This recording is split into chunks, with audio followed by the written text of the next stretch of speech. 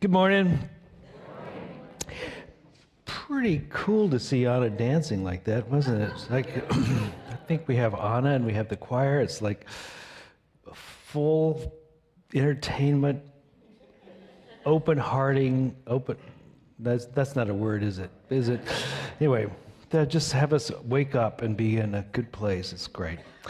I want to talk to, this is like the fourth Sunday out of 5 on the Gospel of Thomas. The Gospel of Thomas, for those of you who haven't been with us so far, was discovered in 1945 in Egypt, which is why the walk like an Egyptian thing.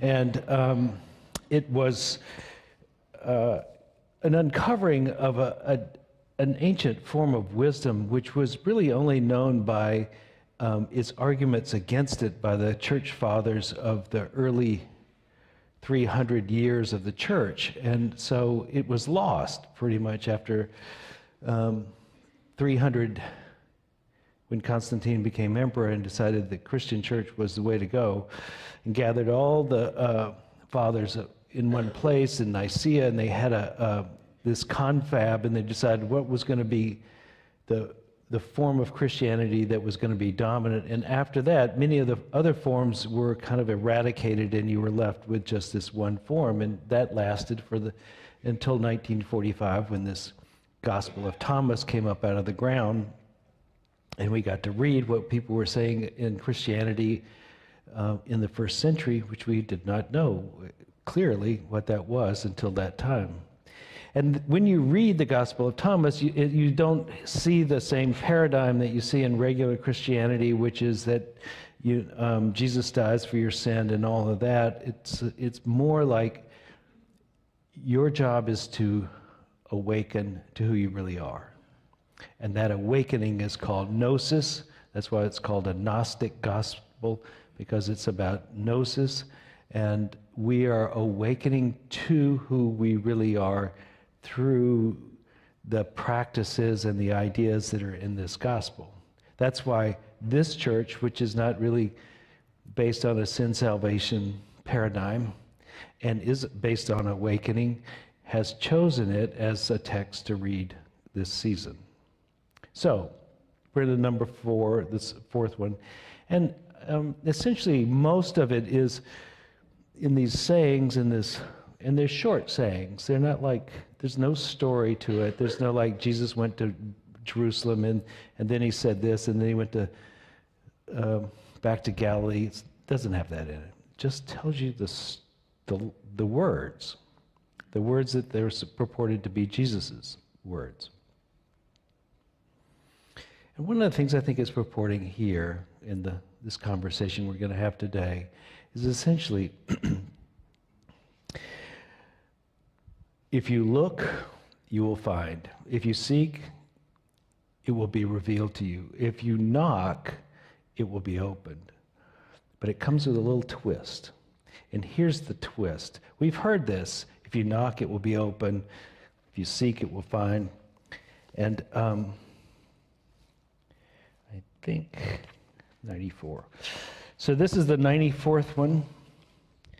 And if you have the syllabus, you basically know that they're not actually all in one group together. So this one joins with the 11, with the 37, with the 51. These are the ones that seem to me are about the same thing. And then Yeshua said, "Whoever seeks will find. Whoever knocks from the inside, it will open to them." So let's talk about that. First, I would like to tell you something that happened to me yesterday. So I was teaching the 5 Principles course in the morning on yesterday, and we got to the part where it's the first principle, which is there's only one presence, one power, God the good, omnipotent. Now, when most people hear this, they hear God good, and there must be evil or bad on the other side. So God the good. But what in unity it's saying, when it says God the good, it doesn't mean God the good like versus evil, but God the evolving. The evolving nature of God is bigger or includes all that you see. And so it can look bad or evil or difficult, but it's included in the evolving experience of which we call God. So let me explain this in biology terms. When life first started on Earth, there were some interesting and very smart molecules that got together and they formed DNA. But it wasn't a very elaborate change. It wasn't a whole lot of it there, and it was kind of stuck at that position until somebody made a mistake and copied it wrong. And when they copied it wrong, then a mutation happened. And the odds are really good that the first mutations didn't go well. They failed. They usually do. They're usually not a benefit. But occasionally, once in a while, something really good happened. And that became a more adaptive organism. And so that stayed in the DNA, was passed down from generation to generation, and then, oops, another mistake. And that usually doesn't good, but once in a while, something good happened, and that was added to the DNA, and that just continued on. And we went from single-cell organisms to the marvelous creatures that we are today by making mistakes. Not by a simple process of pretty and nice going to even prettier and nicer, but like bad things happening. And every once in a while, we said, oh, that was a better idea. I remember when I was first here in this church, I used to have this game plan for Sunday mornings, and often people didn't follow it, and I would go, well, it might turn out better than I was thinking. So we just left it in there to see if it worked. And if it worked, we kept it. If it didn't work, we threw it out. And that's essentially what happens in DNA. If it works, you keep it. If it doesn't, you die. And to the person dying, I'm sure it feels like evil or bad. But to the whole scheme of life, it's good. It's necessary. It's part of the way it unfolds. And so I think when we say God the good, meaning God the evolving, it encompasses not just the near-term experience of negativity or pain or suffering, but the general outflow of life in its totality, so that at one point, it's all good, right? Though it may not feel good at the beginning. But if you think about it, essentially, it's what the Genesis says. We're born into the Garden of Eden. Everything's sweet and easy. And then we mess it up. We eat from the apple or the tree, from the tree of the knowledge of good and evil. And when we do that, we're kicked out. But we would not become the fantastic and the dangerous being that we are if we had stayed inside the garden our whole time, right? We evolved. The story of humanity has continued to evolve. We have grown in knowledge and perception. We have differentiated essentially from the divine. We have become individualized. We have taken on a separate identity. We have been on this journey away from oneness for quite some time. And it says in here, in the Gospel of Thomas, when they were, let me see if I can find it, number 11, so coming back to the early part of the book, Yeshua said, the sky will pass away, and the one above it will also pass away, and the dead have no life, and the living will have no death. On days when you ate what was dead, you made it alive. When you are in the light, what will you do? You were the one, and you created two. Now you are two, what will you do? We're in the two part now. I like this last line. When you were one, you created two. Now that you're two, what will you do? So what we did, or what God did, or what all that did, is it decided that one was fun, but I'm going to try two.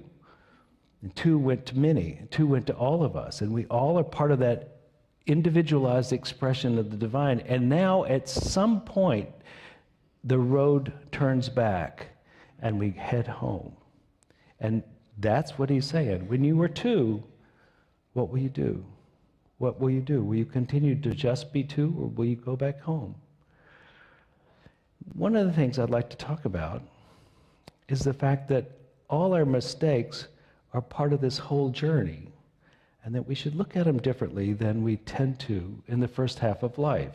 In the first half of life, what we're really trying to do is be successful. We're trying to make a name for ourselves. We're trying to get the goods of life, and we're trying to accomplish stuff, and we want to have some identity that we appreciate about ourselves. We're becoming known as this, if not to everybody else, at least to ourselves. We are saying, I want to be successful in some form or fashion.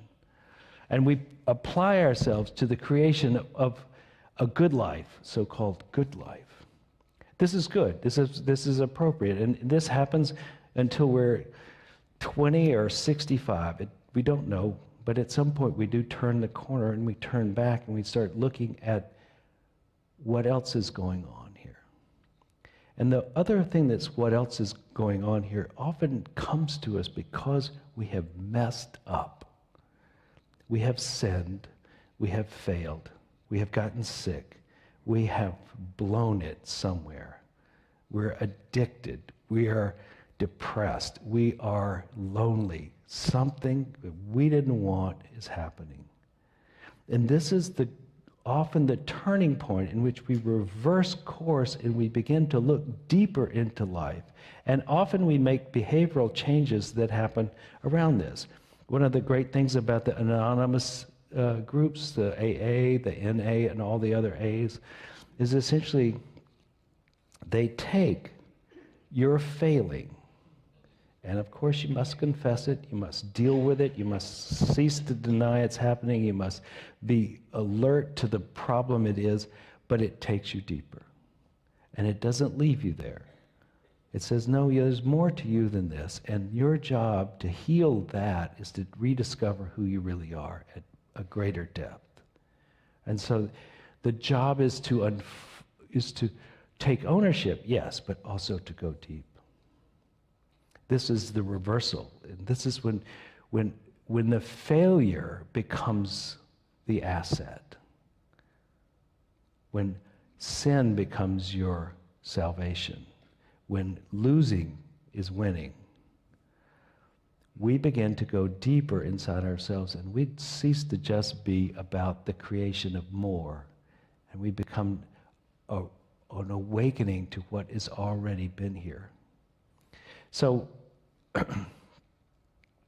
if you are going to knock from the inside, what I think that would mean is that when you have totally blown it, and if you haven't blown it yet, you got no story.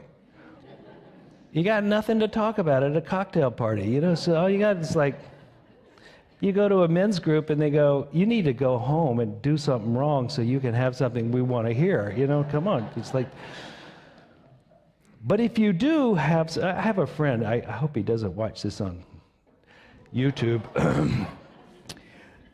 but I've known this guy since I was 5 years old. I don't think he's ever made a mistake. He went to Chapel Hill as a Moorhead Scholar, which is pretty impressive in my opinion. But then he went to law school as a Moorhead Scholar. And then he became the managing partner of a large 150 lawyers. And I have yet to hear him make a mistake anywhere along his whole life. So I've known him his whole life almost, and he's flawless.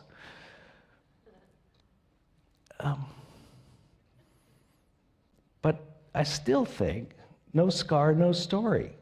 I mean, blow it somewhere in your life, and then we'll be on equal footing. At least we can talk about how we lost something, It's like, anyway, I like the guy a lot, but it's just like, most of my friends totally blow it. At least once, twice, maybe 10 times in their life, Some guys are serial blow-its. And, but they're more, they're more interesting at the very least. Thank you. That's true. So if you're blowing it, you might be on your way to heaven, is essentially what I'm saying. So if you're now knocking, and the trick to getting into heaven is to knock from the inside. And of course, you're not going to be feeling good when you're knocking like this. When you've blown it, you don't feel good. It's not like you're going to be happy. It's not like everything, you're like on top of the world. You may be lonely, you may be sad, you may be hurting physically, you might be broke, all of that. And all of this will make you feel like you're on the outside. If you accept that as who you are, all that suffering, if that's who you are, if the world has done it to you or you've done it to yourself, now you're on the outside of the good life. You're on the outside of God. You're on the outside of happiness. You're on the outside. And the trick is, the mental shift is to do it this way, to go, I know this sucks, but it's working for me. I don't know how, I don't know when, but somewhere this is going to go in my favor. And so I ask, what is this? How is this working for me? That's how you ask. You don't ask, why me? You say, how is this helping me? You knock as though the door was opening toward you, not away from you. So you don't have to push hard for the answer. You receive the answer. The answer comes to you. Not because you're perfect, not because you did it right, but because you are tapping into the depth of what life is. And life is rather odd. It's not as simple as we thought it was. Win and you will be happy. It's not that simple. It's much more to it than that. And we didn't come here just because it was a jolly. We came here to unfold something richer and deeper inside ourselves. And there is suffering and loss and all of that, and mutations that don't work out. And you blow it. And some of us blow it all the time.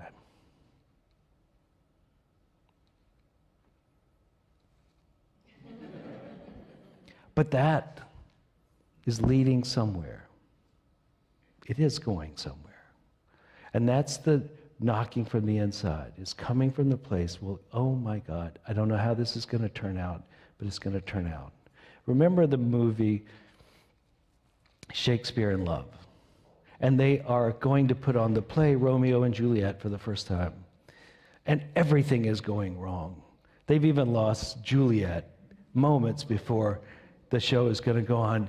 And the owner comes to the actor and says, what are we going to do? He says, I don't know, but it's going to work out. He says, how? It's a mystery. It's a mystery. We don't know the outcome. But the play that we're in, like that movie, Romeo and Juliet, turns out beautifully. Sometimes tragically, beautifully, but beautifully. Your life is about unfolding all of who you are and being who you are, rather than some picture Ken and Barbie. Your life is not without difficulty. Nobody's is. Good. Fertilizer. When the fertilizer hits the fan, that's when you say, how is this going to work out? How is this working for me? I don't know. But that's where faith, that's where trust in the infinite needs to step forward. We come with faith not because it's easy, but because it's necessary. This is what we need to get through this. Or we extend our suffering if we don't. I've tried both. Usually the extension form, the whiny form, right? Why me? I wish I had been better. I wish I had been happier or kinder or something. I wish I had blah, blah, blah. Too late. What will come from this? That's what's next. You know, many times we get stuff We actually do our prayer work. We visualize. We say our intentions, etc. We get stuff, and then we get it, and we go, what's that? That wasn't really it didn't really satisfy. Have you ever had that? You ever gotten the job you wanted and gone, these people are terrible, right? Or you went on vacation to the perfect place only to feel like